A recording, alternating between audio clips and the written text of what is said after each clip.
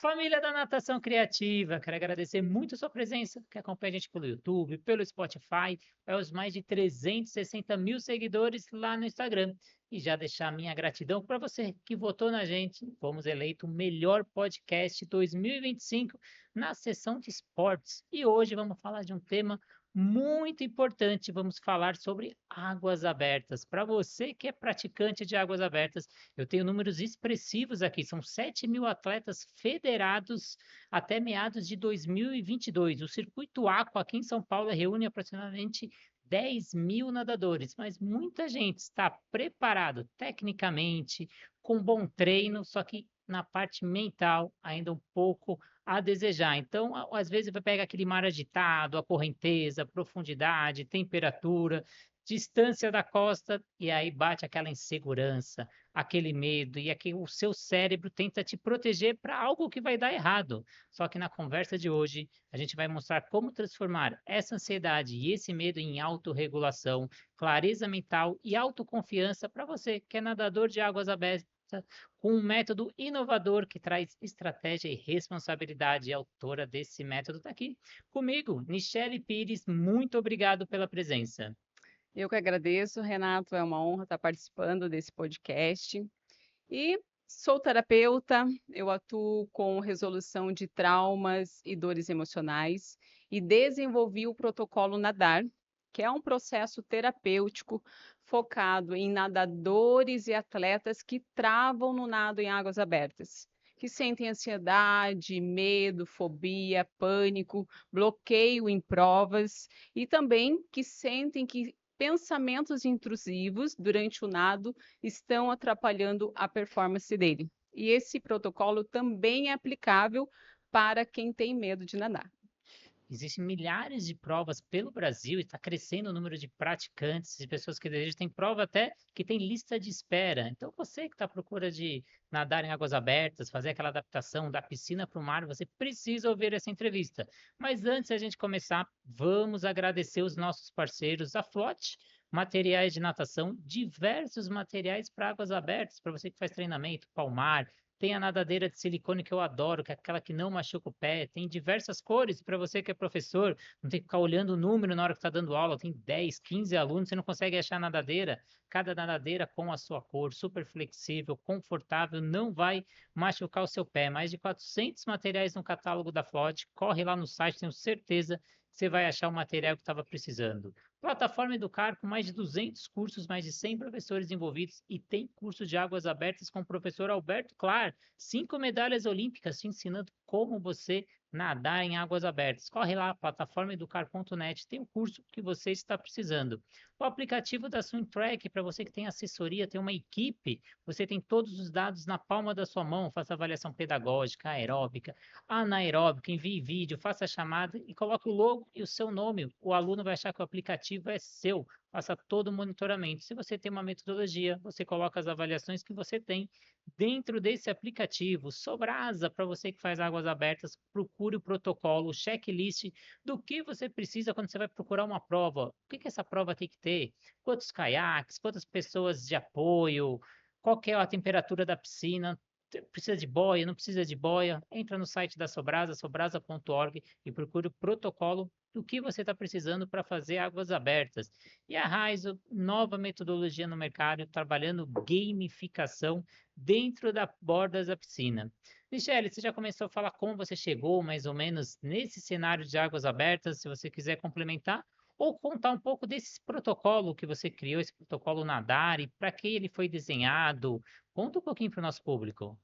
Bom, foi observando atletas que investiam em aulas, em treinos, em assessorias, mas quando iam participar do nado em águas abertas, travavam. Aí eu fiquei pensando, como auxiliar dentro da minha experiência como terapeuta, esses atletas a estar resolvendo essa situação. Porque deve ser muito frustrante você investir tanto e acontecer isso, né? Não conseguir nadar já para quem pratica triatlon, falhar na primeira prova. E o que que acende no cérebro dessa pessoa de alerta quando ele encontra onda, profundidade, animais? O que que derruba a performance desse nadador? Quais são esses gatilhos comuns? Bom, os mais comuns são esses que você citou, né? E por que que eles acabam ativando esse alerta do cérebro? Porque eles estão fora do controle do nadador. Eles são imprevisíveis e estão associados a algum perigo. Então, quando tudo começa na interpretação da ameaça. Então, tem uma parte do teu cérebro chamado amígdala cortical, que ela é sentinela do teu corpo. Então, ela identifica a toda ameaça e todo medo. E o que que ela faz? Ela identificou a ameaça. Ela já manda um comando para o teu sistema nervoso simpático, que é responsável pela luta, fuga ou congelamento do teu corpo. Com isso, já está sendo liberado cortisol e adrenalina no teu corpo. Então, o que que acontece fisiologicamente? Você começa com a respiração curta, o batimento cardíaco acelerado, pressão no peito, aquela sensação de descontrole. E dependendo do tamanho desse alerta, ele faz o quê? O famoso sequestro emocional, que é o quê? Esse neocórtex aqui, que cara que pensa, racionaliza e planeja, que te ajuda no autocontrole, ele está sequestrado, ele está em segundo plano. Então, qual que é a consequência disso? A pessoa ela sabe nadar, tem a técnica, mas ela não consegue pensar direito. Ela só consegue pensar nas reações fisiológicas, que está perdendo o controle, então automaticamente isso já vai atrapalhar na performance dela.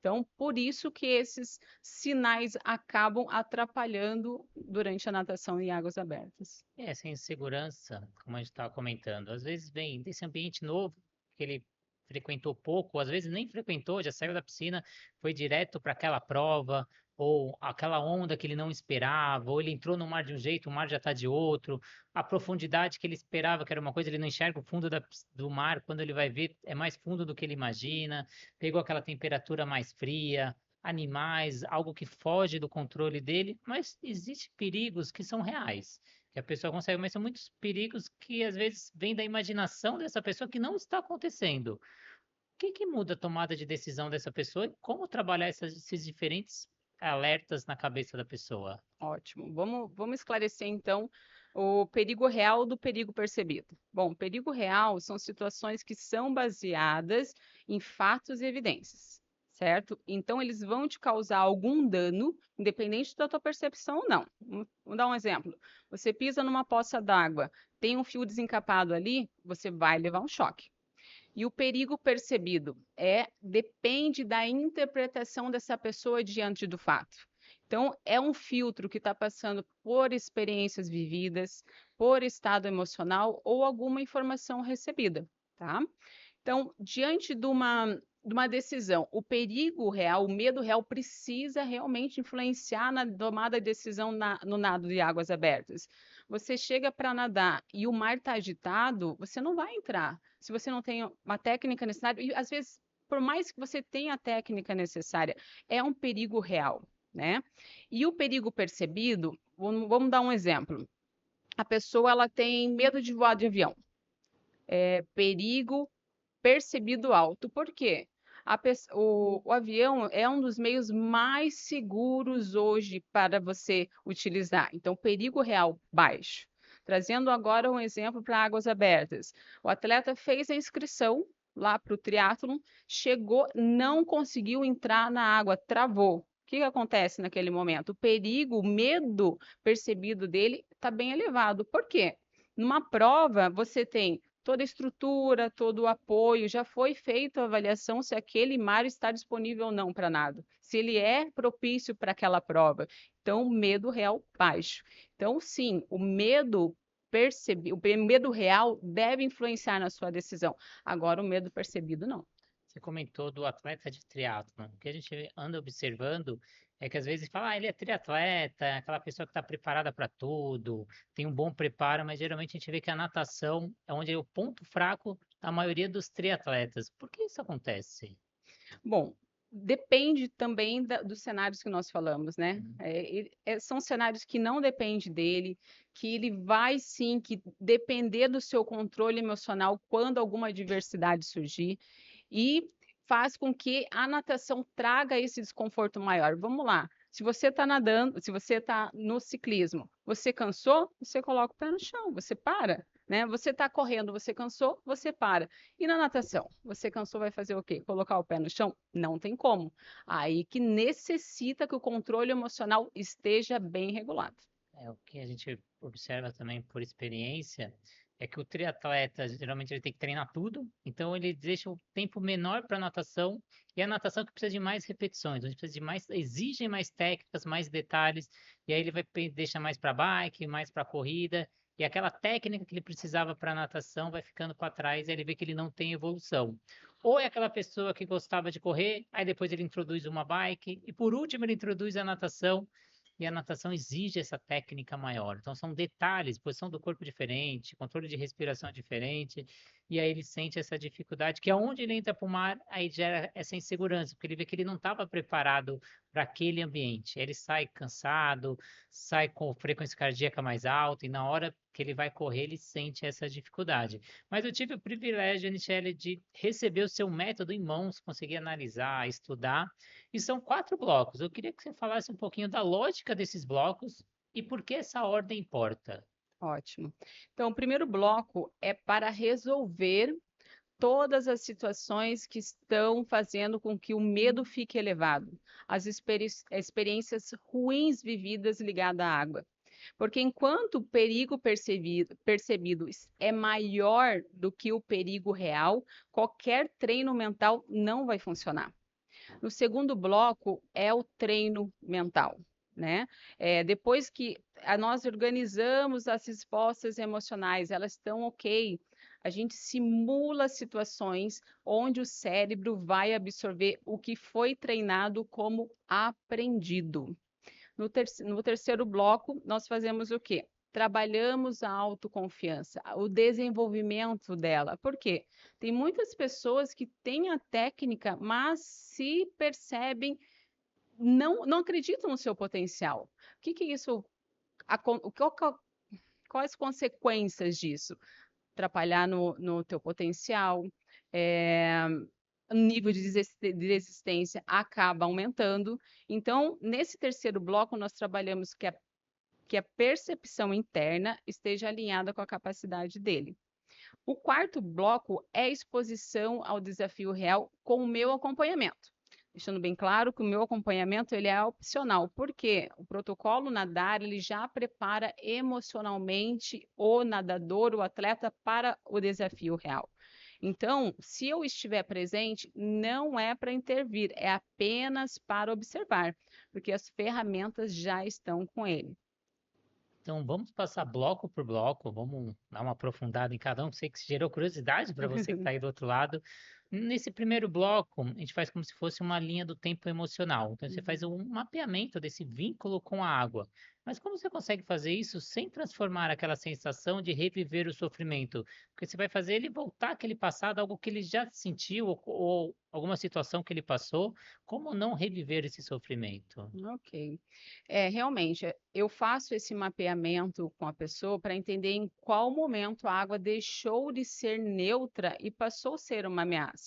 Então, faço todo o mapeamento com ele, e após isso, essa pessoa vai ter contato mentalmente com essa cena. Mas o que vai diferenciar? É a condução. Ela estará dentro de uma sessão terapêutica, sendo conduzida com respeito, com segurança. Eu vou auxiliar ela a ver que na época ela tinha alguns recursos que hoje ela tem mais recursos do que naquele momento. O que eu conduzo? Eu conduzo ao emocional dela, entender que essa experiência ela ficou no passado e que hoje o corpo dela pode responder de forma diferente. Eu tenho muita curiosidade, Michele, para saber aquelas pessoas que fazem águas abertas, aí ela tem aquelas vozes que ficam na cabeça, falando que algo vai dar errado, distorcendo o que está acontecendo. Como você consegue tirar isso ou internalizar para esse não virar um medo automático? Ótimo. Quando a pessoa relata para mim que teve pensamentos intrusos ou tem durante a natação, a primeira pergunta é: como isso começou? O que você escutou ou o que você viveu que reforçaram esses pensamentos?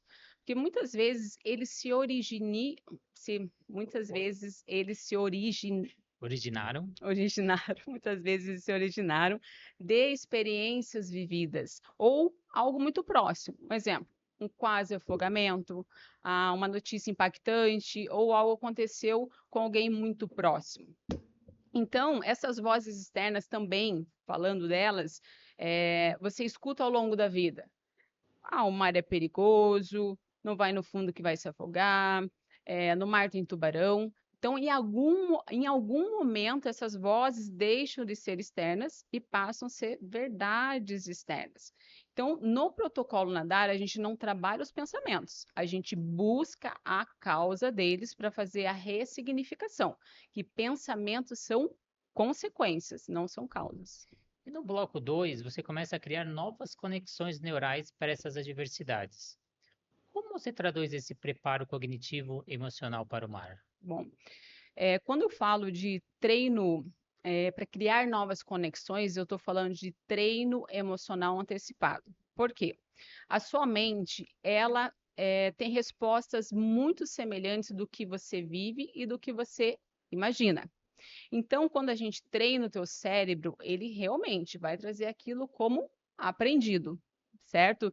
Então, quando a gente faz simulações mentais diante das adversidades, o teu cérebro vai criando novas respostas referente àquilo. Então, novas conexões neurais vão surgindo.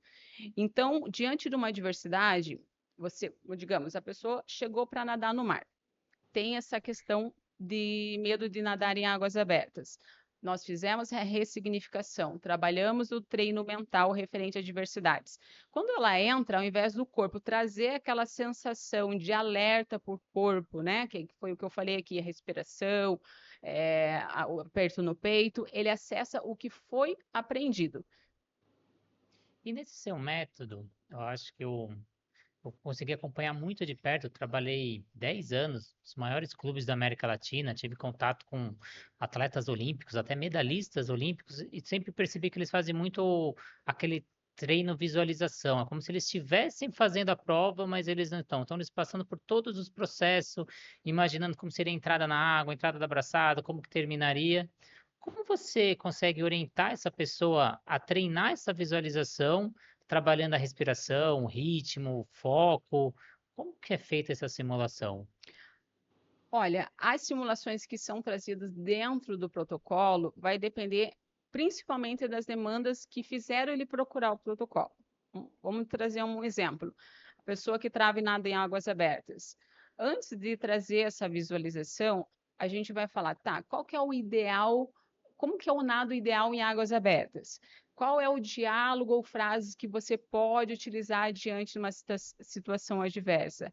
E na visualização, a gente faz vamos mapear o trecho que ela vai fazer o nado, vamos fazer a visualização em cima disso, trazendo essa questão da respiração, desse autodiálogo, para fazer com que isso flua naturalmente na mente dela. E quem é nadador, tá ouvindo a gente do outro lado, já fala: Nossa, isso vai dar super certo, eu vou aumentar meu rendimento, eu vou obter aquele resultado que eu queria tanto. Mas como fazer a pessoa participar desse método, mas sem aumentar uma falsa ilusão, sem vender que ele vai aumentar a condição, o nível técnico, ele simplesmente vai dar condições para ele conseguir aplicar o que ele sabe. Bom, a gente precisa trabalhar a autoconfiança com responsabilidade. Então, eu sempre pergunto para ele, qual o teu nível técnico de 0 a 10? Ele se avalia com 5. Eu pergunto, o que te faz dar essa nota? O que hoje você sabe fazer, o que você precisa desenvolver? Diante dessas respostas, a gente trabalha a autoconfiança dentro daquela nota, sem iludir esse profissional. Por quê?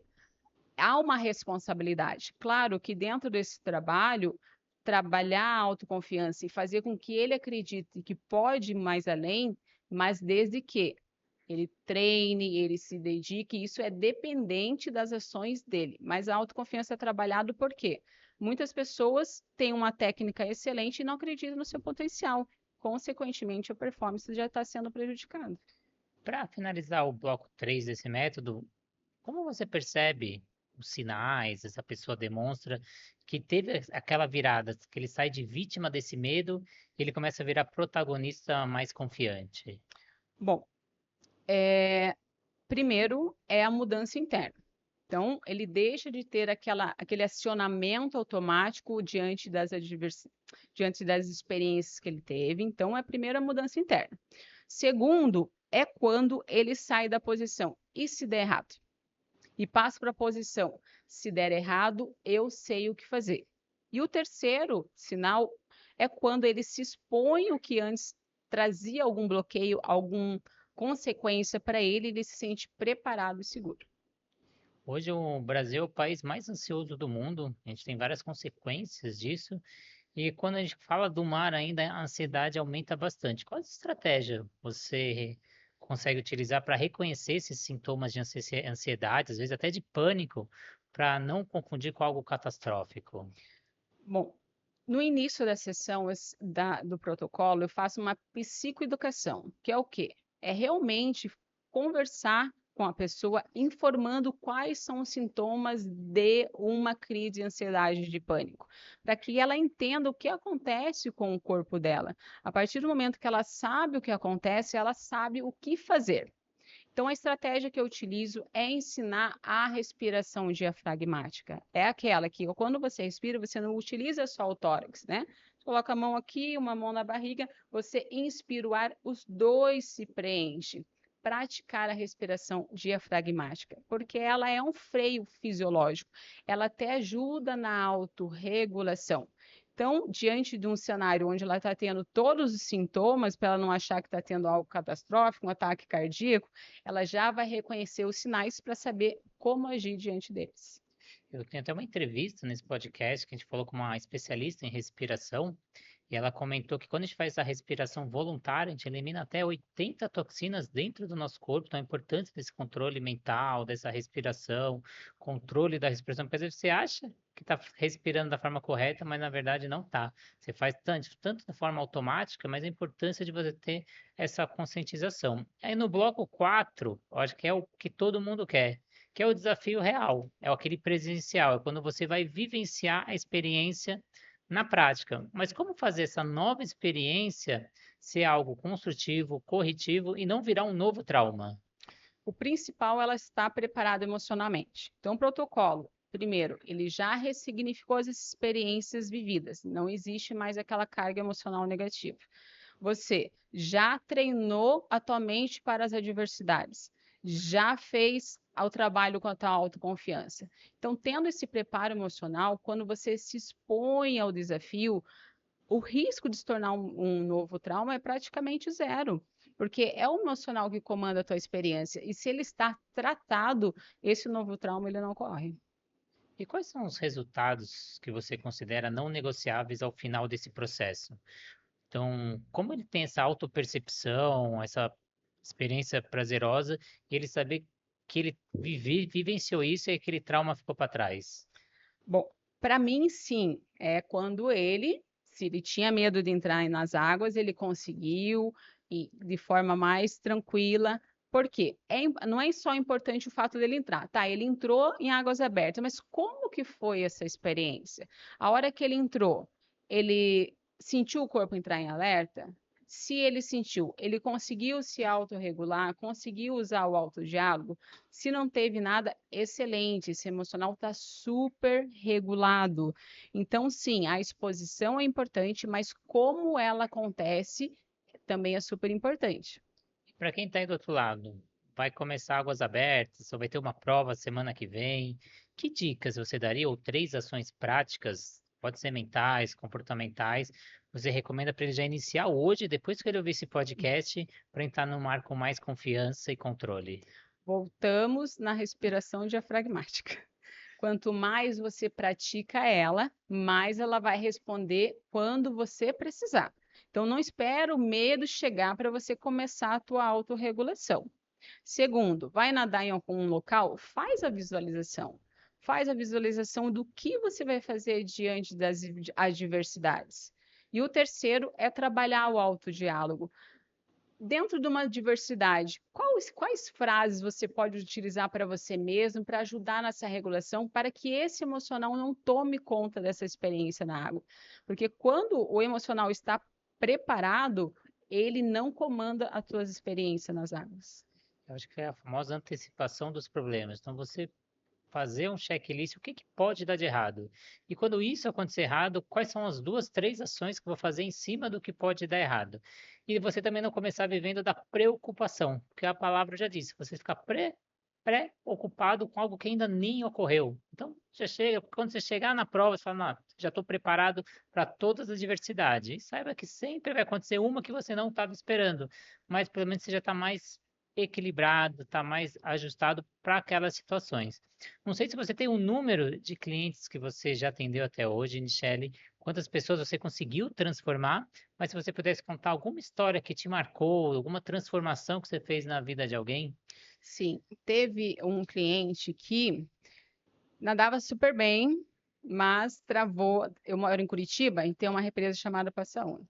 Ele travou. Por quê? Águas escuras. Então, é um nadador que sempre nadou em piscina e estava agora indo para o mundo do triatlo. E foi muito interessante também, porque tem a questão dos animais marinhos, né? E durante o processo, quando eu faço aquele mapeamento de experiências vividas ou aprendidas, sabe o filme Tubarão? Aham. Pois ele estava sendo influenciado por aquelas cenas daquele filme. Então, a gente não pode diminuir qualquer vínculo que traga algum desconforto com a água, porque além das águas escuras, tinha-se essa questão dos animais marinhos, e estava sendo influenciado por aquele filme que todo mundo conhece, aquela musiquinha que todo mundo se arrepia, pelo menos eu me arrepiava quando escutava, né, quando era criança. E após o processo, ele não teve, ele entrou em águas abertas, tá participando de provas.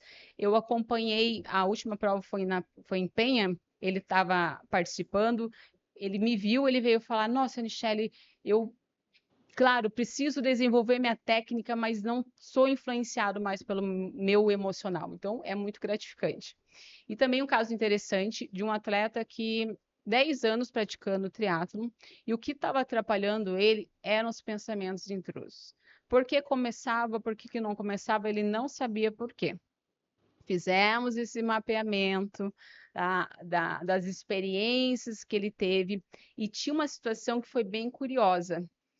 Ele, quando ele estava nadando e alguém ultrapassava ele, que ele sabia que estava atrás, ele já se desanimava. Ele já queria, nem vou continuar dando o meu melhor. Na primeira situação, que é a natação, quando esse tipo de situação acontecia, ele desanimava. Então, trabalhamos isso, foi algo muito particular, e no final do nosso tratamento, e que ele foi se expor em águas abertas, a melhor modalidade dele era a corrida. Então, ele tinha uma sensação mais prazerosa durante a corrida. A mensagem que ele mandou: Nossa, Michele, parecia que eu estava correndo, não que eu estava nadando. Fantástico. Você comentou que você é de Curitiba, então uma diversidade maior, é uma cidade que não tem mar, o mar mais próximo é 1 hora e meia de distância. Você acha essencial essa pessoa que vai fazer águas abertas, ele vivenciar esse ambiente antes, ou ele pode estar nadando numa piscina e só ir no dia da prova? A gente teve uma entrevista com o Ken Sorge, lá do Curitibano, ele é o head coach do Curitibano, ele trabalha com o pessoal de águas abertas e ele comenta que a maioria dos treinos, quase 100%, é feito na piscina, que eles só vão no momento de prova. Você acha interessante chegar momentos antes, fazer essa adaptação, ou não é necessário, depende do nível dessa pessoa? O que que você fala para os nossos ouvintes? É fundamental. Por quê? Foi até interessante, eu não me recordo, foi uma prova que eu acompanhei em Florianópolis, e eu escutei os organizadores falando: a maioria dos inscritos são nadadores de piscina, que realmente estavam até tendo dificuldade de quebrar as ondas ali e conseguir entrar no mar. Lá em Curitiba, realmente, a praia mais próxima, 100, cento e pouquinhos quilômetros. E tem um evento que ocorre chamado Open.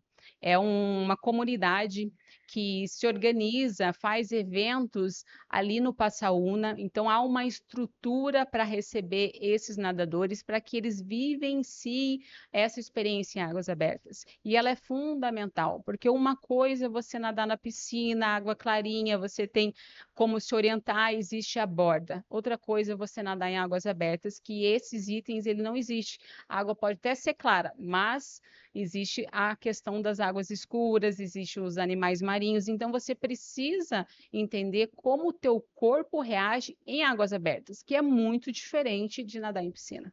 Você comentou em provas, às vezes a gente tem provas mais para avançados, mais para intermediários, para iniciantes, mas aquele organizador de prova não sabe quem vai vir nadar. Às vezes é uma prova para avançado, mas está vindo iniciante. Que dicas você dá para quem vai escolher a prova? Hoje são tantas opções. O que que ele tem que observar no momento de escolher prova para ele não entrar numa prova que está acima da sua capacidade? Bom, o ideal é sempre ele já estar fazendo a questão da distância igual da piscina, né? E se ele é iniciante, numa largada, numa prova, o ideal é que ele não fique no meio, que ele fique nas laterais ou fique mais afastado, porque na largada, todo mundo junto, é abraçada, é pernada, é gente puxando, então isso pode realmente trazer algum impacto emocional. Ali ele já começar ficar com ansiedade e isso já prejudicar a prova dele. Então, o ideal sempre estar preparado ali em questão da distância, realmente ir a uma prova ao qual você se sente capaz de fazer nesse sentido técnico e tomar esses cuidados na hora da largada, que é o momento mais crítico. Muita gente associa o medo como algo negativo, algo que eu não deveria sentir. Mas o medo, na maioria das vezes, ele é importante você sentir, porque te faz preparar. Então, qual que é o problema de sentir esse medo, mas não saber regulá-lo? Até onde o medo é necessário, até onde o medo começa a ser negativo? O medo é uma questão de sobrevivência. A ansiedade, ela faz parte do ser humano. Ele não pode te bloquear. Ele não pode ser maior do que a tua vontade de fazer. E o medo é uma reação fisiológica do corpo. É o ciclo adrenérgico entrando em ação para te proteger. Porque a tua mente, ela faz de tudo para garantir a tua sobrevivência. Então, se ela vê alguma ameaça, conforme eu expliquei agora, ela vai ativar, vai deixar teu corpo pronto para fuga, luta ou congelamento. Então, o ideal é que você tenha essa consciência. Poxa, eu quero nadar em águas abertas. Estou travando? Opa, o teu medo percebido está sendo maior do que o perigo real, dependendo da circunstância, digamos, numa prova, como eu citei. Então, o ideal é você sempre olhar. O medo está me travando? Não está? Se o medo não está te travando, tranquilo, ele faz parte de você. Ele está te travando, aí você precisa tratar teu emocional. E quais ferramentas mentais ou protocolos que você segue que oferece que o nadador se recupere no controle de uma prova? Ele está no meio da prova e de repente bate aquela ansiedade para não virar aquele dominó de ansiedade, as coisas irem aumentando. Que ferramentas antes você daria mentais para ele utilizar? Bom, nesse sentido, o ideal sempre, como eu falei, trabalha a respiração diafragmática, para que ela responda, entenda as reações do teu corpo, para que você, na hora que você pegue elas no começo, viu que começou a ficar ansioso, começou os pensamentos intrusos, usa seu autodiálogo, traga, poxa, estou ficando cansado, quais são as soluções que eu utilizo quando eu estou ficando cansado? Ah, eu faço mudo o meu estilo de nado, eu viro e começo a flutuar, respiro melhor para diminuir a minha frequência cardíaca. Então, essas são as dicas que eu dou.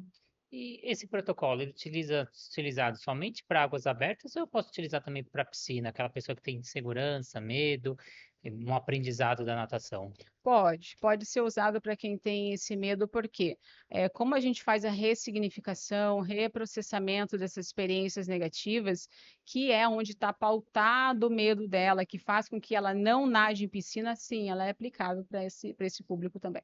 E aí, se eu quiser ir mais longe ainda, quiser trazer isso para minha vida pessoal, meu lado profissional, esse protocolo também vai favorecer? Com certeza. A partir do momento que você se conhece emocionalmente, a tua vida muda. Por isso que a gente escuta, né? Todo mundo deveria ter um vale terapia, não é verdade? Uhum.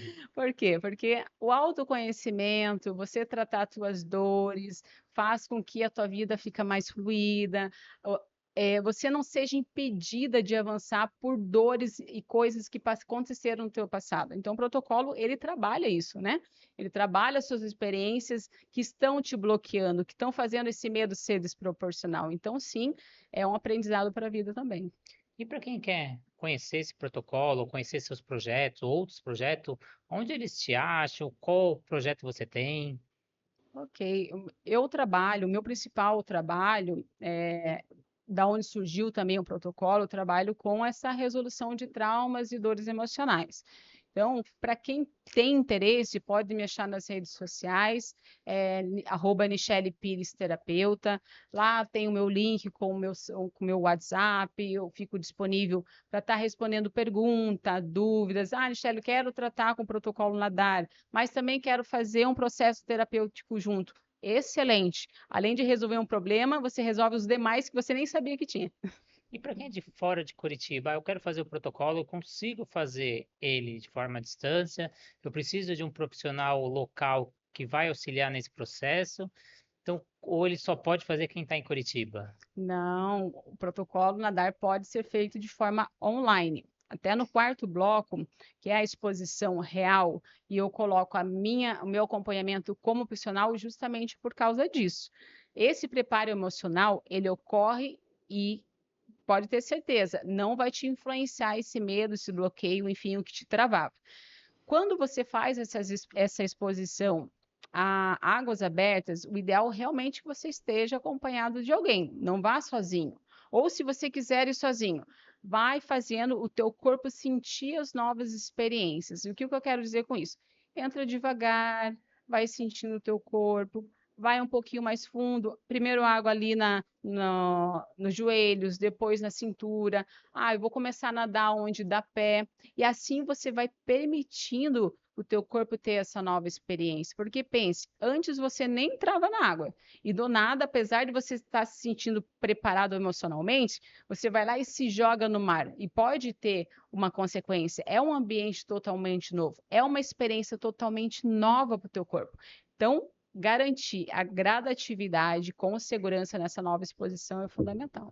E por esses anos de experiência que você vem atendendo diversos clientes, você percebe que o mercado está aumentando ou o mercado está diminuindo de pessoas mais ansiosas, com mais receios, com mais inseguranças? Aumentando cada vez mais. Após a pandemia, teve mais conscientização, o quanto a saúde mental é importante, o quanto as pessoas durante a pandemia tiveram que ter contato com elas mesmas. Aí, o que eu faço comigo mesmo, né? Então, a procura em terapia aumentou bastante. Tem até um estudo da Google que mostra que 50% ou 55%, algo em volta disso, a procura das pessoas pelo esporte hoje em dia é pela saúde mental. Então, para diminuir a ansiedade, diminuir o estresse, melhorar a insônia. Então, antes as pessoas procuravam por performance. Hoje já a procura já está sendo diferente. Aí a gente vê aquele profissional que fica exigindo técnica, trabalhando tempo, exigindo performance, e a pessoa só queria ir lá relaxar. Ela está indo lá 6 horas, 7 horas da manhã antes do trabalho, ou indo no horário do almoço, dando aquele intervalo, correndo lá para nadar e aquele professor pedindo mais performance, cobrando mais, ele só queria relaxar. Eu até uma vez fiz uma palestra só para empreendedores aqui em São Paulo, falando da importância do exercício físico, da importância da quebra da rotina do empreendedor, que o empreendedor acaba se mergulhando na sua própria empresa e acaba não tendo tempo para o exercício. Aí um rapaz que estava lá no momento ali, ele falou, mas professor, eu estou fazendo atividade física, eu pratico, e eu sou uma pessoa muito ansiosa, só que a minha ansiedade está aumentando. Eu não estou entendendo. Você está falando que isso é bom, que é importante, eu faço, mas não está funcionando. Aí eu só fiz uma pergunta. Posso te fazer uma pergunta? O seu treino, quando está acabando, ele acaba geralmente com revezamento, o professor fazendo tomada de tempo? Ele é assim mesmo. Eu falei, então, você está terminando na adrenalina maior ainda. Você chega para relaxar e sai numa adrenalina maior, frequência cardíaca alta, querendo aquele ar de competição. Então, você devia fazer algo como um relaxamento, controle respiratório, uma flutuação. Então, às vezes, falta também aquele profissional enxergar cada indivíduo e saber por que ele está dentro daquela piscina. qual que é o objetivo dele? O que que ele está procurando? O que que você vai melhorar? Porque ensinar crawl, costas, peito e borboleta é fácil, mas tem outros valores e competências que você tem que entregar na aula, né? Com certeza. O esporte ele salva vidas, né? Ele é um acessório, ele é algo que vai te regular, nossa, ainda mais para crianças, né? Ele traz esse ensinamento que está faltando muito hoje. A saber esperar, a lidar com frustração, as suas limitações. Então, o esporte, sim, é sensacional. Você sempre praticar, ele te ajuda a se regular, com certeza. Michele, queria agradecer muito sua presença, agradecer a sua presença aí do outro lado que acompanhou a gente até o final. Se você ficou até o final, essa entrevista fez sentido para você, compartilha com um amigo seu, mas não adianta só compartilhar o link, faz aquela mensagem, eu assisti tal trecho, eu achei que isso é importante você saber, acho que vai auxiliar você, coloca o trecho, o tempo, ó, entra no tempo tal, então auxilia essa pessoa e coloca aquela mensagem de carinho. E se você ainda não segue o nosso canal, segue, e mais principalmente ative as notificações. 60% de quem segue o canal ainda não ativou a notificação e depois me dá bronca, fala, nossa, você fez aquela entrevista e eu perdi, eu não acredito, um amigo meu comentou comigo, eu não acredito que eu não vi a entrevista. Você não ativou a notificação, ativa para você sempre receber quando a gente sobe episódios, são 3 episódios por semana, segunda, quarta e sexta, às 18 horas. E agora tem canal novo, o Na Meiuca, voltado para futebol. Você que é amante do futebol, corre lá no YouTube e acessa podcast Na Meiuca. Então agradecer você, agradecer pelo apoio a esse troféu que está aqui, que a gente foi eleito o melhor podcast 2025 e, claro, agradecer os nossos parceiros, a Flot, com materiais de natação e não só natação, tem material para vestiário, para borda de piscina, bloco, raia, chão de piscina, tudo que você precisa de natação, a Flot tem com polo dentro da USP, que estuda cada material que chega aí na borda da piscina para você realizar o seu treinamento. Plataforma Educar com mais de 200 cursos, a gente ainda não tem o curso da Nichelle, quem sabe um dia a Plataforma Educar terá esse curso também. São mais de 100 professores envolvidos, mais de 200 cursos. O curso cabe aí no seu bolso para você estudar no conforto da sua casa ou levar para a sua região. Atendemos o Brasil inteiro, todos os cursos com certificados. O aplicativo da SwimTrack que te auxilia no monitoramento do seu aluno. Tenha tudo na palma da sua mão, conversa com o seu aluno instantaneamente, mas não vai ser como o WhatsApp, que você manda a mensagem e isso dá o direito dele responder essa mensagem, às vezes sexta-feira, 8 horas da noite, sábado, 10 horas, e como a gente está no WhatsApp, a gente espera uma resposta instantânea. Aí você demora aí 1 hora, 2 horas, você perdeu o seu cliente. No aplicativo é só informativo. Você manda a informação, mas o cliente não consegue responder. Aí você só escreve, responde por e-mail. E aí o e-mail não dá essa urgência. Então, utilize o aplicativo para facilitar o seu dia a dia. Sobrasa, vire voluntário Sobrasa, assim como eu sou. São 8.000 voluntários, 17 ações diárias para a gente tentar reduzir o número de casos de afogamento. Acesse o site sobrasa.org, preencha o cadastro e receba um kit gratuito aí na sua casa. E a Raizo, nova metodologia no mercado, trabalhando gamificação com metade do preço dos concorrentes. Agradecer todos os nossos apoiadores e se você também quer ser o nosso apoiador, você consegue fazer a partir de R$ 6,99 pelo YouTube ou R$ 7,99 pelo Instagram. Também ser um parceiro nosso, um apoiador e ainda receber conteúdos exclusivos da natação criativa. Então, seja apoiador também, você que tem a sua vida transformada profissionalmente pela natação criativa, seja por cursos, pós-graduação, aplicativo, plataforma de curso, mentoria, assessoria, apoie também os nossos projetos. Então, Michele, mais uma vez, muito obrigado pela presença. Já te convido para uma próxima entrevista, que já viu que conteúdo é o que não falta, né? Conteúdo é que não falta. Eu agradeço muito o convite, Renato, e fico à disposição dos seus telespectadores para tirar qualquer dúvida sobre o protocolo nadar. E obrigado novamente. Então, conheça esse protocolo nadar, vale muito a pena para você que está iniciando em águas abertas, ou mesmo para você que é intermediário ou avançado, você vai ver como você vai evoluir tanto na sua técnica quanto na autoconfiança. Na hora que você melhora essa autoconfiança, a sua técnica vai evoluir muito. Então, recomendo, acessa lá o Instagram da Nichelle e peça o protocolo nadar. Muito obrigado e até a próxima entrevista.